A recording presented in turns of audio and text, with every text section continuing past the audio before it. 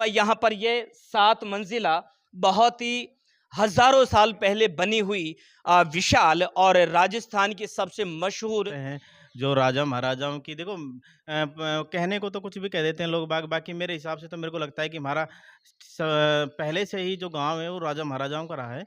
इसमें बावड़ी के बारे में हमारे दर्शकों को बताएं। ये बहुत प्राचीन बावड़ी है, ऐतिहासिक बावड़ी है।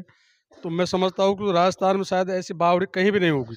नमस्कार, अलवर 24 न्यूज में आप सभी का बहुत बहुत स्वागत है। इस वक्त मैं अलवर मुख्यालय से 55-60 किलोमीटर दूर और लक्ष्मणगढ़ उपखंड क्षेत्र के गांव खुडियाना में हूं।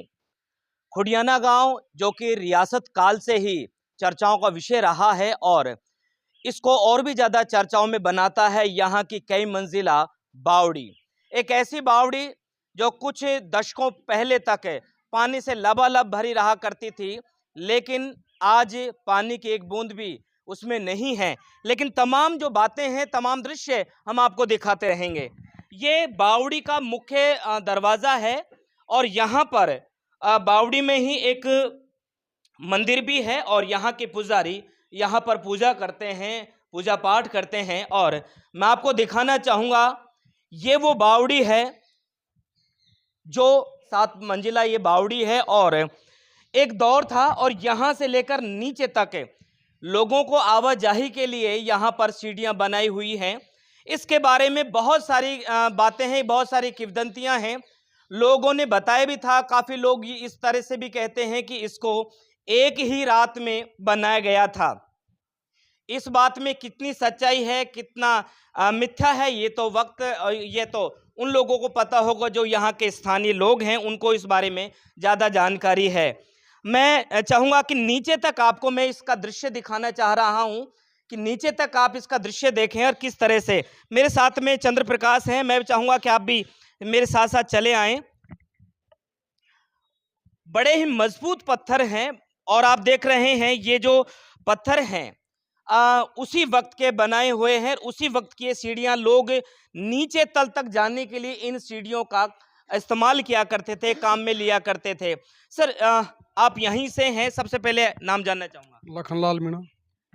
लखनलाल जी, इस बावड़ी चाहूंगा कि वहां तक आप हमारे साथ चलें और दिखाएं कि किस तरह से यहाँ पर पानी की आवक रही होगी और किस तरह से लोग यहाँ पर ये मुख्य रूप से नहाने के लिए, पानी पीने के लिए किस तरह से काम में लिया जाता था। बावड़ी का जो पानी है वो तो नहाने के लिए था और इसके जस्ट बगल में जो कुआं है उसमें पीने के लिए आज भी, जो कहीं भी पानी पीने के लिए नहीं है, जिसमें आज भी पानी पीने के लिए है।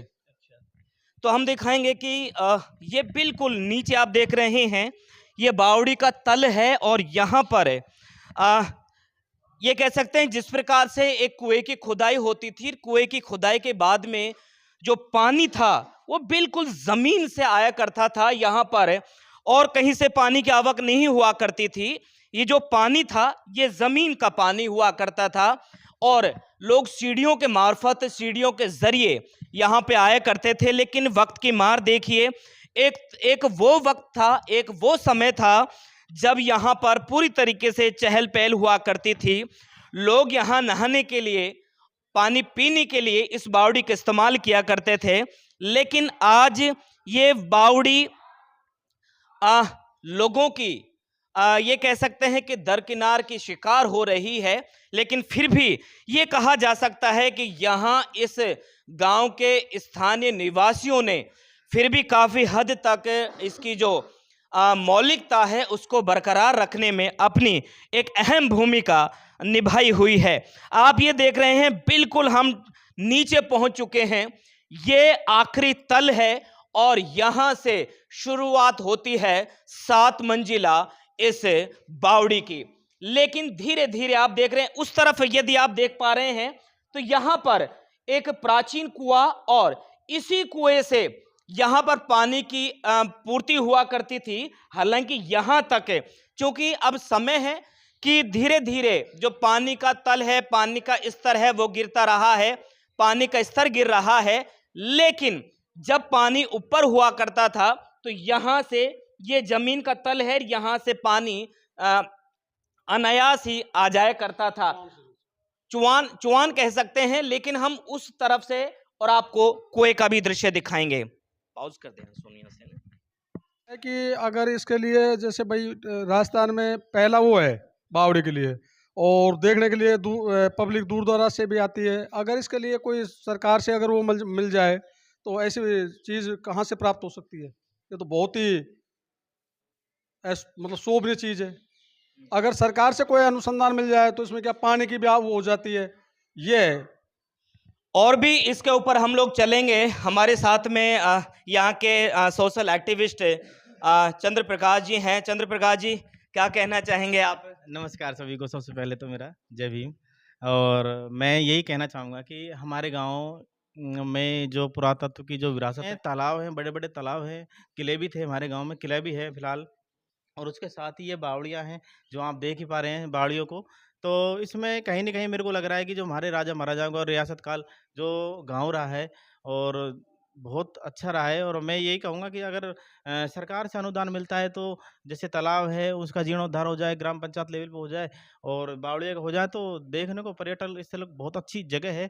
और हमें सँजो के ही रखनी चाहिए। हमारी जो विरासत है, हमारे पूर्वजों ने जो हमें तैयार करके दिए, हम चाहते हैं कि हम इसको सँजो के रखें। हमारे जो हमने देखी, हमारे बच्चे पीढ़ी दर पीढ़ी, तो हम चाहें कि लंबे समय तक ये चलें और इनका बहुत अच्छे से पुनर्निर्माण हम करवा सकते हैं इन चीज़ों को लेके।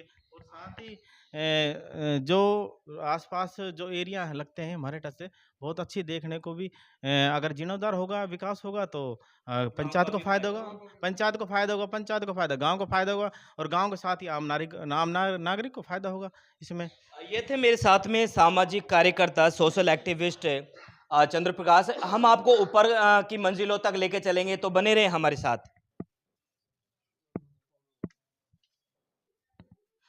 इस बावड़ी के बिल्कुल समीप और लगा हुआ ये सबसे प्राचीन कुआं है और आज भी इस कुएं में पानी देखा जा रहा है। काफ़ी तादाद में काफ़ी ये कह सकते हैं कि एक जो पानी का जो एक स्तर है वो यहाँ से नज़र भी आ रहा है। ये ये देखा जाए कि एक बेहतरीन उस वक्त की जो कलाकृति है या फिर उस वक्त की जो शैली है वो भी इस कुएं के पत्थरों में नजर आती है। कुएं में लगे हुए जो पत्थर हैं बिल्कुल तराशे हुए हैं, बिल्कुल छेनी और हथौड़ों से बनाए हुए हैं। मैं चाहूंगा कैमरामैन से कि कुएं को थोड़ा सा सावधानी पूर्वक दिखाया जाए।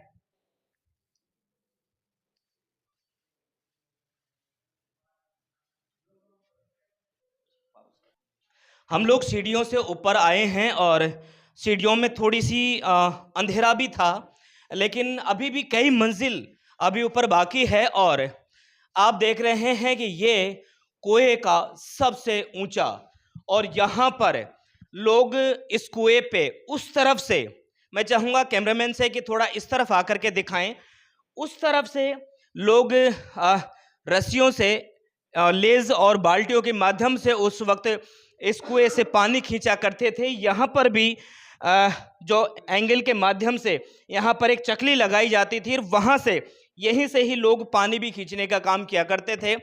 यकीनन ये कहा जा सकता है कि बावड़ी में लोग नहाने का काम करते थे, इस पानी को नहाने के लिए काम में लिया करते थे और इस कुएं को पानी को पीने के लिए काम में लिया करते थे। आज भी देखा जाए तो जो इसके पिलर्स हैं, इसके जो खंभ हैं, आज भी पूरी तरीके से महफूज हैं, पूरी तरीके से सुरक्षित हैं। मैं इन सारी तमाम जो सुरक्षात्मक जो यहाँ पर जो एक रवैया अपनाया गया है उसके लिए मैं खुडियाना गांव के तमाम नागरिकों को भी तहे दिल से शुक्र अदा करना चाहूँगा कि आपने पुरानी जो विरासत है उसको संजोने का काम किया, पुरानी जो विरासत है उसको सहेजने का काम किया और यकीनन आपने समझा वक्त की कीमत को और यकीनन आपने इस जो शैली है, जो हमारी पुरानी जो सभ्यता है उसको संभालने का जो एक काम किया है उसके लिए मैं हर एक नागरिक का भी धन्यवाद देना चाहूँगा। चंद्र प्रकाश, यहाँ की तमाम जो मैंने देखा है कि काफ़ी हद तक जो इमारतें हैं, दीवारें हैं, सीढ़ियाँ हैं, वो काफ़ी हद तक सुरक्षित हैं। क्या कहना चाहेंगे? देखो, बात इसमें ये है कि जो हमारे जो पुजारी जी हैं और जो हमारे ग्राम पंचायत का जो सारे नागरिक हैं वो समय-समय पर इसकी रंगाई, पुताई और जो अपने लेवल पर, अपने स्तर पर इसकी देखभाल हम करते हैं। और कई बार क्या है कि जीर्णोद्धार के लिए ग्राम पंचायत से भी थोड़ी सहायता मिली थी कि उसके टूट-फूट के लिए वो मरम्मत ग्राम पंचायत ने करवाई थी। बाकी सबसे ज़्यादा अहम योगदान है हमारे लोकल ग्रामवासियों का। वो क्या है कि समय-समय पर हर टाइम पे इसकी पुताई, रंगाई-वंगाई पूरा ध्यान रखते हैं। जैसे खुद के घर के लिए हम समय-समय पर रंगाई, पुताई, पेंट या टूट-फूट हम करते हैं, उसी तरह हमारी जो पंचायत के जो नागरिक हैं, वो समय-समय पर इसका पूरा ध्यान रखते हैं। कहीं से भी आपको कहीं भी चूना-छोटा नहीं दिखेगा, सारी पुताई हो रही है, सब कुछ आपको सारी पुताई दिखेगी। कहीं भी ऐसा नहीं दिखेगा कि हमने पुताई बहुत पुरानी होगी, हर साल इसका पुताई का काम मैं देख भी पा रहा हूँ कि चूँकि दीपावली एक रात पहले दीपावली भी थी और यहाँ पर पूरी तरीके से दीपावली पर एक इस बावड़ी को सजाया भी गया है पूरी तरीके से इस बावड़ी को। और जो लाइट है, जो झालर हैं, जो लड़ियाँ हैं, उससे भी इसको सजाया गया है। यहाँ से एक विहंगम दृश्य, बड़ा ही लाजवाब बेहतरीन दृश्य यहाँ से आपको नजर आ रहा होगा। मैं कैमरामैन से भी निवेदन करूंगा कि थोड़ा सा इस तरफ से आ जाएं और दिखाएं थोड़ा सा विहंगम दृश्य यहाँ से, बहुत ही लाजवाब है। और यहाँ पर देखेंगे कि पेड़ पौधे से लेकर के, खंभों से लेकर के, सीढ़ियों से लेकर के पूरी तरीके से यहाँ पर बावड़ी को सुरक्षित यहाँ पर मंदिर भी बना हुआ है। अगर इस तरफ हम दिखाएं, यहाँ पर हनुमान जी का मंदिर भी है। लोग यहाँ पर आते हैं और ख़ास तौर से त्योहारों के वक्त यहाँ पर लोगों की जो आवाजाही है वो हो जाती है। लोग इस वजह से भी इसको थोड़ा सा ध्यान में रखते हैं क्योंकि यह रियासतकालीन महत्व तो रखता ही है, इसके साथ साथ यह धार्मिक दृष्टि से भी बड़ा महत्व रखता है। मैं कैमरामैन से चाहूँगा कि इस तरफ से एक बार पुनः एक शानदार और एक विहंगम दृश्य लोगों को दिखाएं। ये एक बार फिर मैं आपको बताना चाहूँगा, लेकिन सबसे खुशी की बात यह है कि हम अमूमन काफ़ी सारी ऐतिहासिक और रियासतकालीन विरासतों को आप सभी को दिखाते हैं, लेकिन यहाँ आकर थोड़ी खुशी इसलिए भी हुई क्योंकि विरासत को सहेजने में यहाँ के लोग बड़े चिंतित हैं, फिक्रमंद हैं। कैमरामैन सोनू के साथ में मैं आपका साथी कवि सादाराम इजाज़त चाहूँगा अलवर 24 न्यूज़ के साथ में। शुक्रिया, धन्यवाद।